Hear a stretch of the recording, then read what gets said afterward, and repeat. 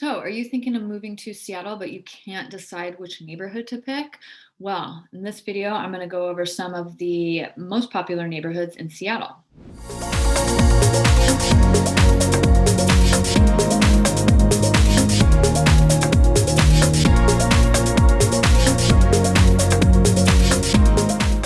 Hey everybody, this is Tova Williamson, and on this channel, we shoot tons of videos of what it's like to live in the Seattle metro area. So if those are videos that you want to see more of, go ahead and click that subscribe button, hit that bell so you'll be notified every time we have new videos. We honestly get reach outs every day from people moving to the area, and we love hearing from you guys. We want to help when you're relocating to Seattle. So if you're moving anywhere in the Seattle metro area, give us a call, text, email, however you want to get a hold of us, because we got your back when you're moving to Seattle. So this video, I'm going to talk about Seattle neighborhoods. Seattle is a city of neighborhoods. There's tons of neighborhoods in the city. I'm going to go over about 10 of them. This is not an exhaustive list of the neighborhoods. There's a ton more, but I'm just kind of picking ones that are a couple from the north, east, south, west, kind of just like do a big circle around the city and some of the more popular neighborhoods in the area. So the first one we're going to talk about is Queen Anne, which is just north of downtown. I'm going to show you on the map so you can see. Queen Anne is split into two neighborhoods, kind of. So we've got Queen Anne right here, just north of the city, north of downtown. So you've got Upper Queen Anne and Lower Queen Anne. What you can't tell on this map is Queen Anne is a huge hill. So you've got Lower Queen Anne on the bottom and kind of like the south slope of the hill, and then you've got Upper Queen Anne. So those two areas are kind of similar. It gets grouped in, but they also have some differences too. The biggest one being like Lower Queen Anne is definitely more, it's closer to downtown. It's a little more urban. There's more apartments and condos there, not a lot of single family homes in Lower Queen Anne. It's very walkable. You can get away with not having a car because there's a lot of transit nearby. Upper Queen Anne definitely has more of like a family vibe. Young families, like Lower Queen Anne tends to be more like young professionals and like single people or couples, not a lot of kids in that area. But Upper Queen Anne has more of like the family vibe. Queen Anne is called Queen Anne for its Queen Anne style architecture. Like there's tons of really cool old like houses in Queen Anne. Like it's so fun to just go walk around the neighborhood and just look at these like cool big old houses.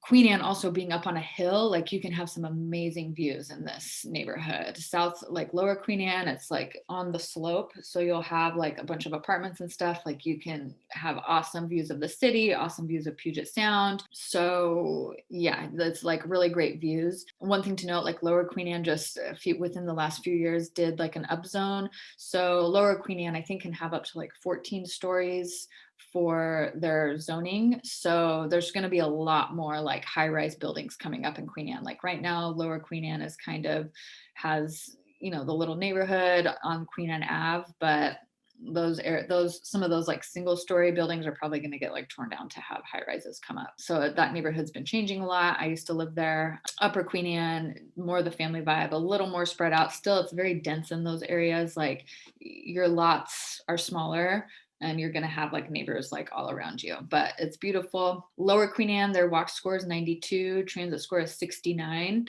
Upper Queen Anne has a walk score of 70 and a transit score of 59. So you can kind of see the differences there, where Lower Queen Anne gets a little more, it's a little more walkable, a little bit better transportation. The median home price in Queen Anne is expensive. Like Queen Anne's known to be a really expensive neighborhood. You're going to pay a premium to live there just because of location and just kind of like the feel, I guess, like people just want to live there and like say they live in Queen Anne, so you're going to pay a premium.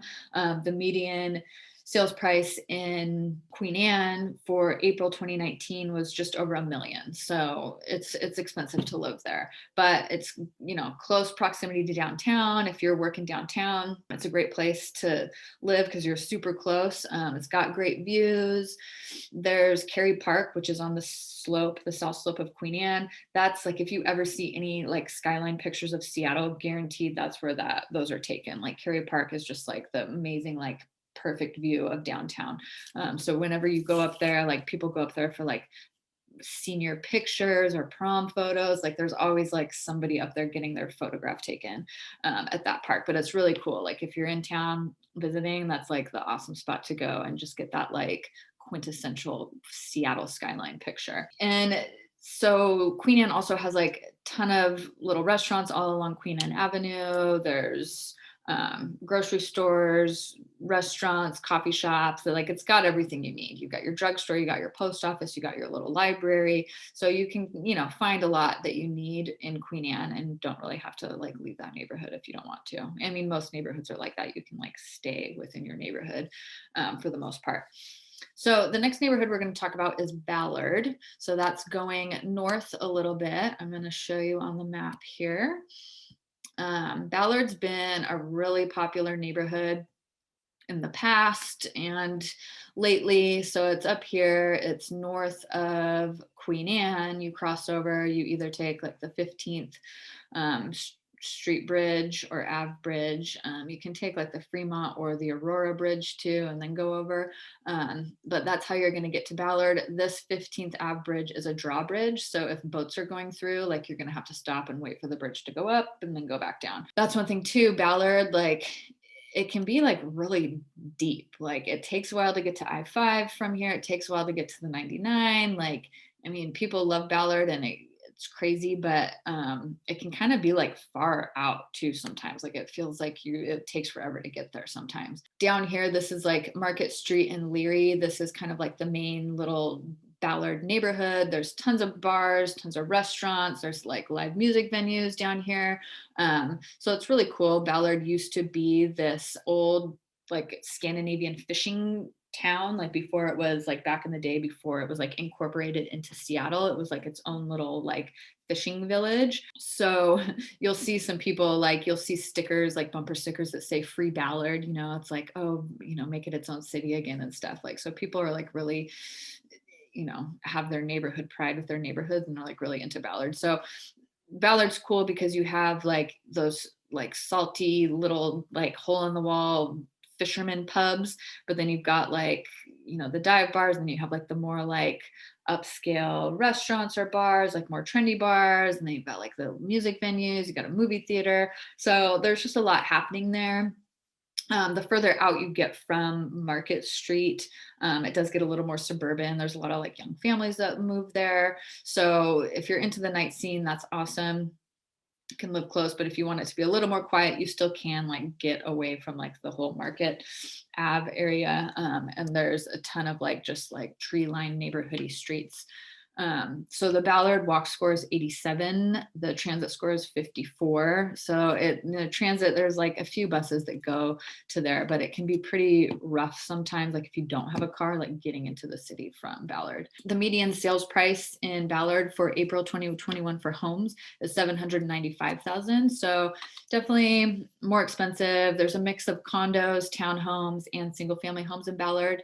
The condos are going to be less expensive, obviously, but single family homes will cost more depending on where you are in Ballard. Like, if you're closer to the water, and there's a few different neighborhoods up there, but I kind of all get like combined into Ballard sometimes when people talk about them. There's like Sunset Hill, Loyal Heights, separate neighborhoods, but then sometimes people just like call it all Ballard. But some of those areas you can find like really great views. You've got some good parks in the area that you can go to.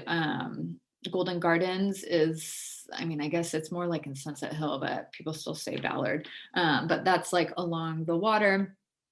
And it's just, you can have like beautiful views of the Cascades or the Olympics. It's just a really nice park to go to. You can have bonfires on the beach and stuff. So you'll see a lot of that. It is still part of Puget Sound water, like it's salt water. So it's freezing there. Like, people don't really swim. Like, you'll see kids swimming there because kids just like don't care about water temperature, and they'll swim till their like lips are blue. But unless it's like super, super hot and you jump in for like 2 seconds, you're not really gonna like swim that much there. But Ballard, the type of homes there, like I said, mix of condos, single family. There's a ton of like cool old bungalows and like mid-century homes. And then you'll have like modern new box townhouses like right next to these like cool old like classic style architecture homes. So it's kind of like Ballard's this like mix of like the old and the new. And Ballard does have a farmer's market. It's one of the only ones that's year round, and it's on Sundays. So that's something that's kind of cool about Ballard. So the next neighborhood we're going to talk about is Green Lake. So that's just to the east of Ballard. It's a popular area. Let's bring it up on the map here again. Definitely a popular area. This is Green Lake, and then you've got like all around here, it kind of borders I-5 right here. So some houses up here can get a little noisy with freeway noise. You've got the 99 that kind of borders along here, but there's like right here is like the main little area with there's same thing, bunch of restaurants, bars. I mean, there's some nightlife there. It's not totally crazy. There's a lot of families with little kids, I think, that live in Green Lake. Like walking around Green Lake, you'll see people walking their dogs. You see a lot of like moms with strollers. So you kind of get that vibe in Green Lake. Again, mostly single family homes. A lot of like there's some really big homes like along Green Lake Drive that have a view of the lake. Like there's like these really huge like cool old houses. There's some condos, not a ton, and then we're seeing more townhouses being built in the area, just like in the neighborhood like city center. There's starting to be more new construction townhomes being built there. So Green Lake's walk score is 77, transit 66. So it's not bad. Like you're close to I-5 or close to 99 if you need to commute down into downtown Seattle. The median sales price for Green Lake in April 2021 was $832,000. So a little bit more expensive than Ballard. Some of the homes seem like they tend to be a little bit bigger in Green Lake too sometimes. So, but you get a mix of like the old like 1920s bungalows and then some mid-century mixed in there too. So most of the homes are kind of like the old style, and there is some new construction if like old homes get torn down and then new ones get sprung up.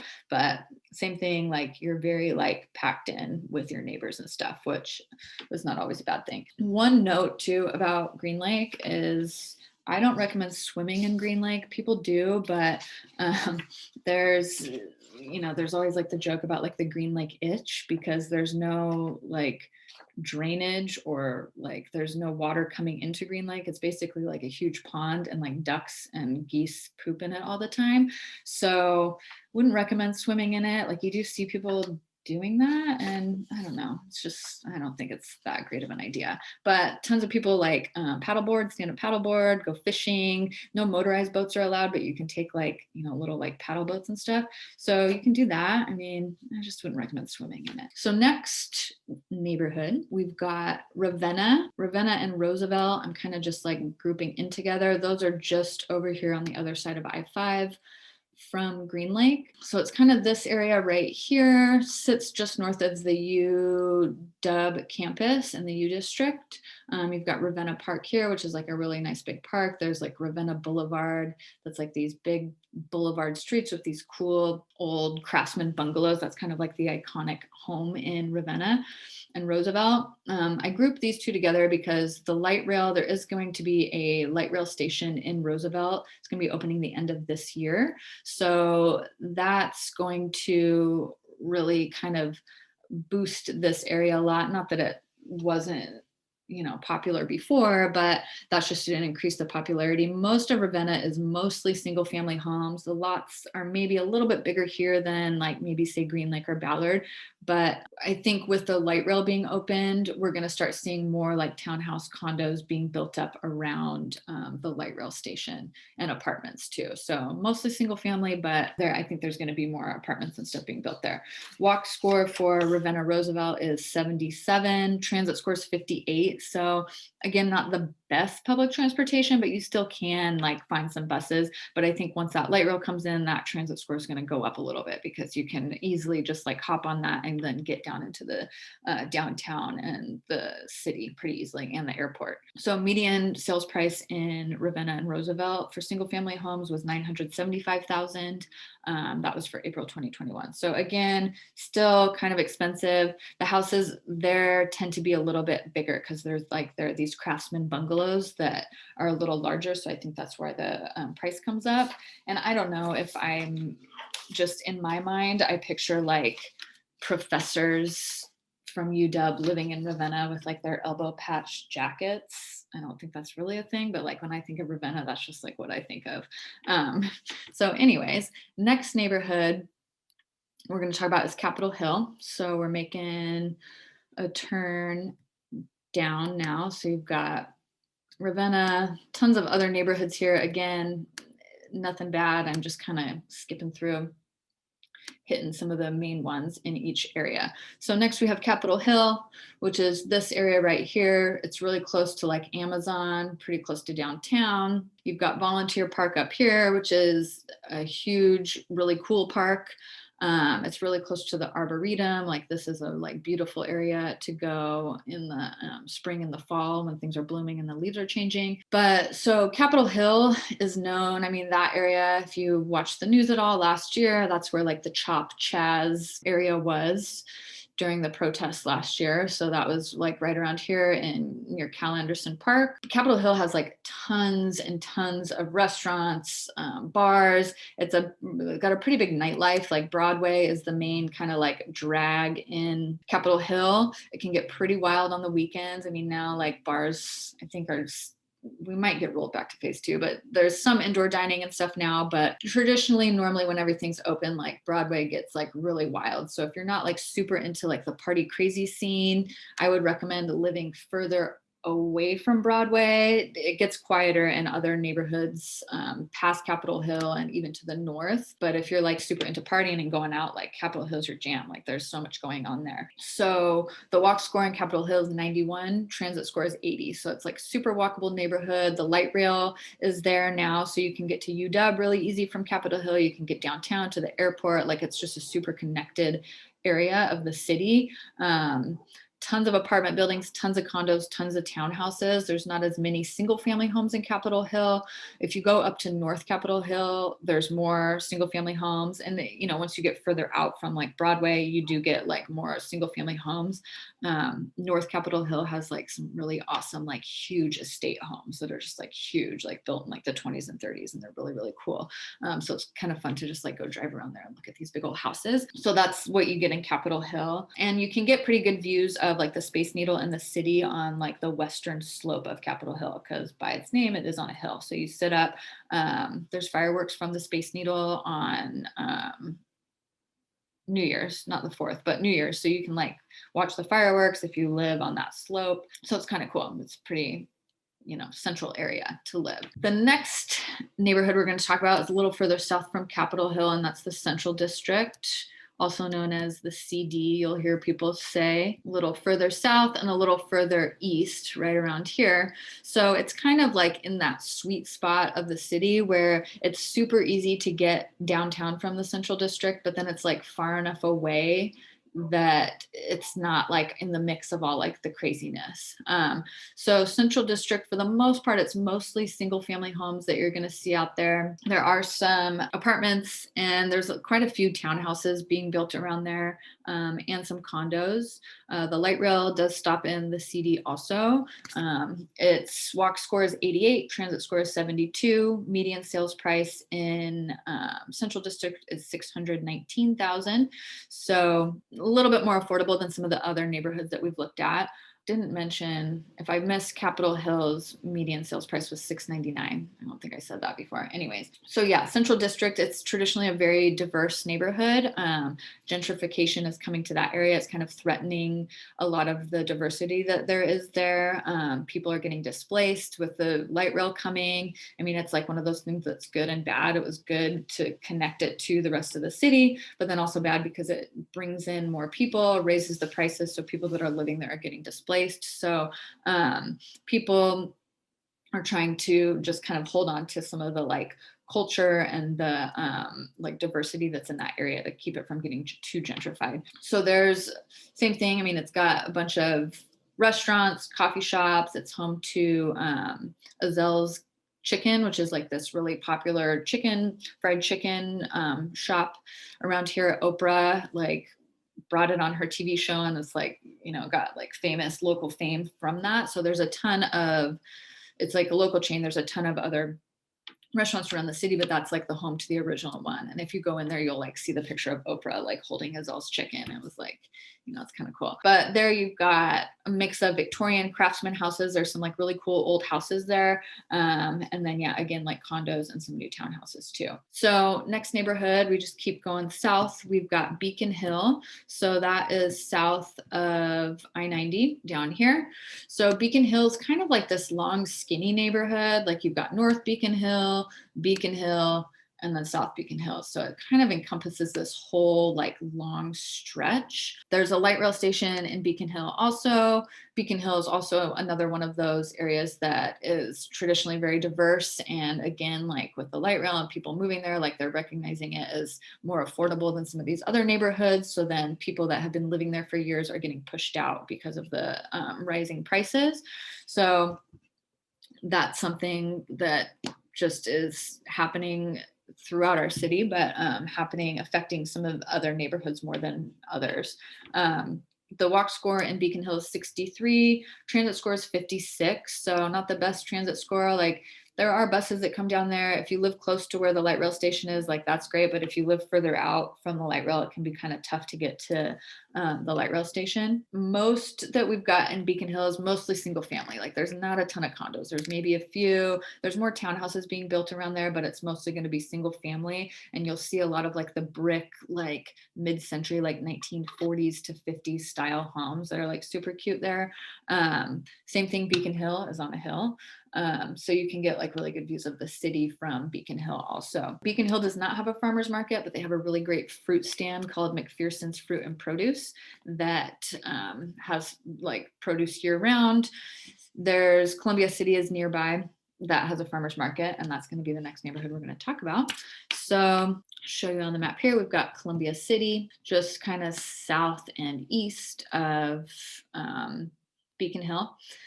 Further down here, Columbia City used to be like really far out, but then the light rail came and it kind of connected it back to the city. Down along Rainier Ave here is where like the main little drag of like restaurants and stuff are. Columbia City is going to be mostly single family, but there's like a ton of new construction townhouses in Columbia City, especially along the light rail, which runs along MLK right here. Tons and tons of new townhouses coming. So that's kind of the vibe there. You got this mix of single family and then townhouses, newer construction townhouses. So Columbia City's walk score is 84. The transit score is 61. So if you're by the light rail, you've got good transit options. Median sales price there is $668, and that was for single family homes in April 2021. And they do have a farmer's market on Wednesday. So if you live in Beacon Hill or somewhere close, you can hit up the farmer's market on Wednesdays there. Next neighborhood we're going to hit is Georgetown. So that's further south. Well, not even further south. It's more like directly west. So it's this area here. It's kind of sandwiched in between I-5 and 99. It's in this area that's been like traditionally a very industrial airport. You've got like the Boeing field to the south. So that's one thing sometimes, you know, airport plane noise might, you know, push people away from this area. It's not a ton. It's not like SeaTac Airport, but there are planes that fly in and out of Boeing Field. So yeah, Georgetown is kind of like this interesting area. It's kind of cut off from the other neighborhoods because you've got the Duwamish Waterway, you've got West Seattle over here, and then you've got I-5 that cuts, and then again Beacon Hill. I mean, it's a hill, so it looks like it's pretty close on the map, but it's a crazy hill to get to some of the areas from there. So it's this cool and upcoming area. There's along Airport Way, you've got like a bunch of restaurants. There's like some old like saloon style things. Most of the homes there, like there's not a ton of homes there because it's a very small area and most of the homes are single family. And there are more and more townhouses being built around there. Like I'll see them every so often. It's also home to the Rainier Beer like brewery area. So you can go check that out. But it's a cool little neighborhood. It's small and it's just kind of like in this weird like industrial area, but that it's like turned more residential. One thing to note, there's not a grocery store down there. So you've got to like drive into either like West Seattle or like up into Columbia City or Beacon Hill to like go grocery shopping, or Soto. I think there's like a grocery outlet in Soto. But so that's one kind of thing that's a bummer there, is not a grocery store, and there might be one starting to come as more people move there. So Georgetown's walk score is 69, not the most walkable space unless you live like really close to the main drag on Airport Way. Transit's 48. So it's kind of tough, like just the geography of where it is, it's kind of cut off from other areas. So the transit can be really hard. And sometimes I think the buses like stop running at like 9 or 10 there sometimes too. So it's like, if you want to go out and like have a wild nightlife and catch a bus home, like it's going to be pretty hard. Good thing we have Uber and stuff now, so you can do that. But yeah, the transit's just not the best in Georgetown.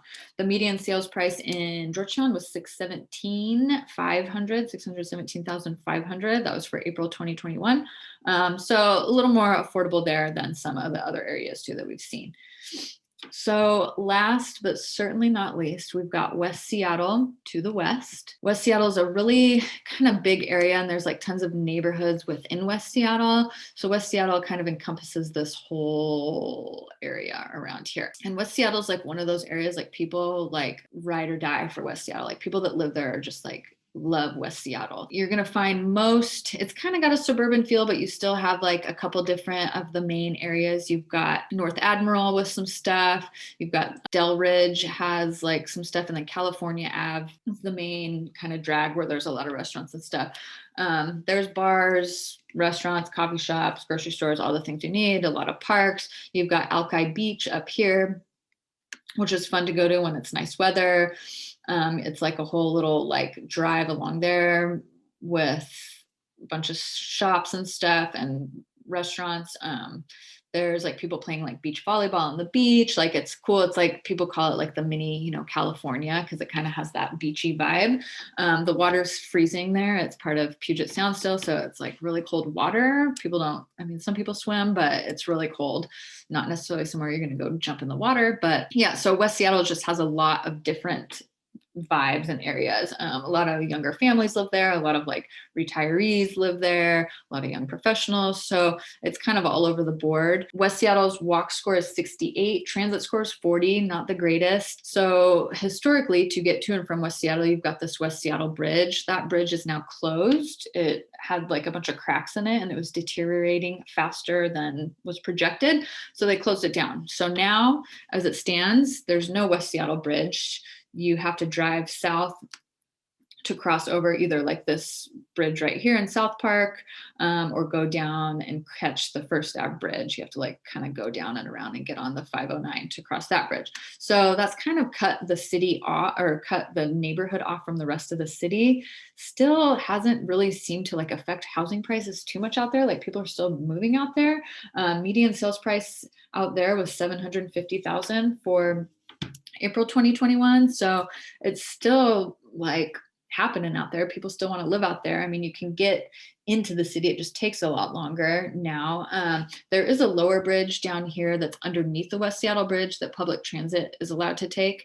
And then after hours, like later, like not during rush hour, cars can take that too. So there is some ways to get out there, but during like normal commute times, you're driving around or you got to take the bus. So there's not, I think last I heard they were planning on repairing the bridge. Who knows when that's going to happen, how long that's going to take. I don't know. It's going to have to be replaced eventually because it's like cracking. But I think last I heard they were going to repair it for now and then like come up with a plan to replace it. So who knows how long that's going to take. In Seattle, these things can take a long time. So West Seattle, fun area. They've got a farmer's market on Saturdays. Pretty good farmer's market. So, it's a fun area. People love it. And it's still not bad. Just know that if you move out there and you've got to commute into the city, like it's going to take a little bit longer. So there you have it. Those are just kind of a sampling of some of the neighborhoods in Seattle. Not all of them. There's tons more. So if you're thinking about moving here and you don't know which neighborhood, call us, give us an email, text, whatever you want. We can't help you unless you give us a call. So we got your back when moving to Seattle.